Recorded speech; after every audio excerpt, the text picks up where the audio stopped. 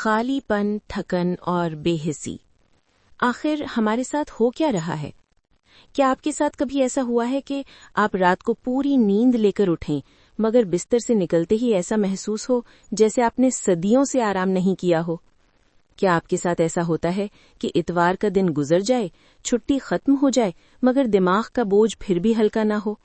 और कभी लगे कि जिस्म जिंदा है, मगर अंदर कुछ मर रहा है? अगर इन सवालों का जवाब हाँ है, तो घबराइए मत, आप अकेले नहीं हैं।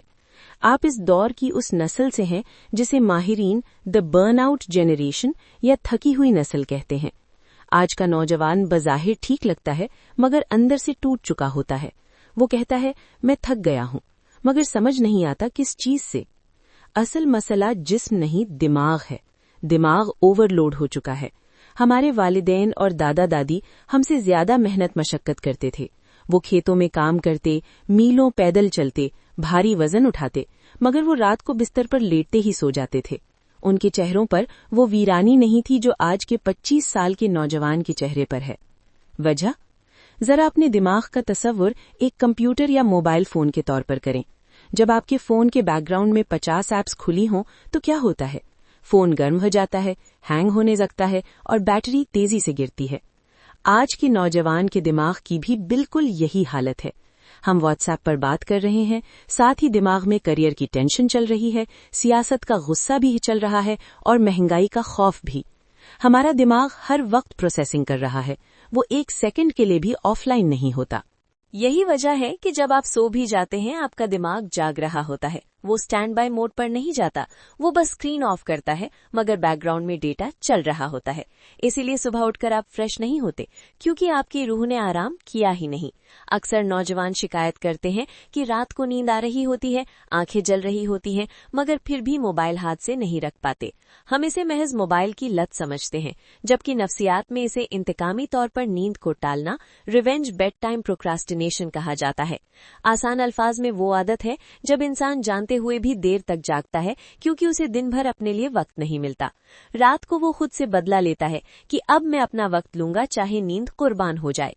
अब सारा दिन हमारा वक्त दूसरों के लिए होता है, बॉस के लिए, पढ़ाई के लिए, घर वालों के लिए, ट्रैफिक के लिए।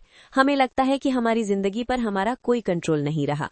चुनांचे रात का वो वक्त जब सब सो जाते हैं, हमारा दिमाग इंतकाम लेता है। वो कहता है कि ये वक्त सिर्फ मेरा है, मैं इसे सोने में जाया नहीं करूंगा, मैं इसे जीऊंगा, चाहे फिजूल स्क्रोलिंग करके ही क्यों ना हो।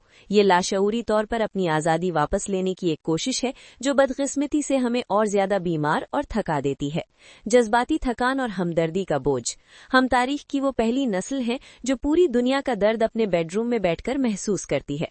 फलस्तीन में जंग हो, मुल्क में सियासी हंगामा हो या किसी अजनबी के साथ जुल्म, सोशल मीडिया के जरिए ये तमाम ट्रॉमा या सदमा हमारे आसाब पर डायरेक्ट हमला करता है। हमारा दिमाग इतने ज्यादा गम और गुस्से को प्रोसेस करने के लिए नहीं बना था। नतीजा, जज्बाती बेहसी। हम इतना ज्यादा महसूस करते हैं कि एक वक्त आता है हम महसूस करना बंद कर देते हैं। हमें खुशी भी ऊपरी ऊपरी लगती है और गम भी। हम अंदर से पत्थर बन जाते हैं। इसीलिए छुट्टी के दिन भी दिल हल्का नहीं होता, क्योंकि बोझ काम का नहीं, बोझ उन हजारों जज्बाती तस्वीरों का है जो दिमाग में चिपकी हुई हैं। हमें खुशी आर्जी क्यों लगती है? आपने नोट किया होगा कि आप कोई नई चीज खरीदें, कहीं घूमने जाएं, तो खुशी सिर्फ चंद लम्हों की होती है, फिर वही खालीपन। क्यों? क्योंकि हमने प्लेजर यानी लज्जत को सुकून या खुशी समझ लिया है। सोशल मीडिया का हर लाइक, हर नोटिफिकेशन, हर नई रील हमारे दिमाग में डोपामीन रिलीज करता है, और यही लज्जत का केमिकल है। लज्जत के इस केमिकल यानी डोपामीन की खामी ये है कि ये फौरन नीचे गिरता है। जितना तेजी से ये ऊपर जाता है, उतनी ही तेजी से क्रैश होता है। आज का नौजवान इसी सुस्त डोपामीन का नशई बन चुका है। हमें मुसलसल स्क्रीन, फास्ट फूड और खरीदारी से खुशी चाहिए, जो कि शराब है। असल सुकून शुक्रगुजारी और ताल्लुक से आता है, और वो हम भूल चुके हैं। इन सब मसाइल का हल क्या है? मसला यकीनन बड़ा है, लेकिन इसका हल मौजूद है। बस हमें अपने दिमाग की वायरिंग को दोबारा सेट करना होगा, और इस मकसद के लिए चंद तरीके आपके लिए तजवीज किए हैं, जो आपके लिए मददगार साबित होंगे। कुछ ना करना सीखें। रोज 10 मिनट कुछ ना करें, ना मोबाइल, ना सोच, ना बात। बस बैठें, दिमाग खुद ठीक होना शुरू हो जाएगा। मालूमात का रोजा रखें। हर खबर, हर बहस आपके लिए जरूरी नहीं। दिन में कुछ वक्त मुकम्मल ऑफ रहें। नींद को संजीदा लें। सोने से 1 घंटा पहले स्क्रीन बंद करें। बोरियत नींद की सबसे अच्छी दोस्त है। मिट्टी से जुड़ें। हफ्ते में 1 बार पार्क जाएं, घास छुएं। ये सादा अमल जहनी जहर को कम करता है। ना कहना सीखें।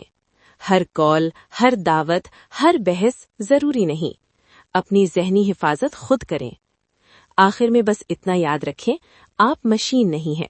हर वक्त मजबूत रहना जरूरी नहीं। जिंदगी दौड़ नहीं, सांस लेने का नाम है। थोड़ा रुकें, सांस लें। अल्लाह ने आपको सिर्फ काम करने के लिए नहीं, जीने के लिए भी बनाया है।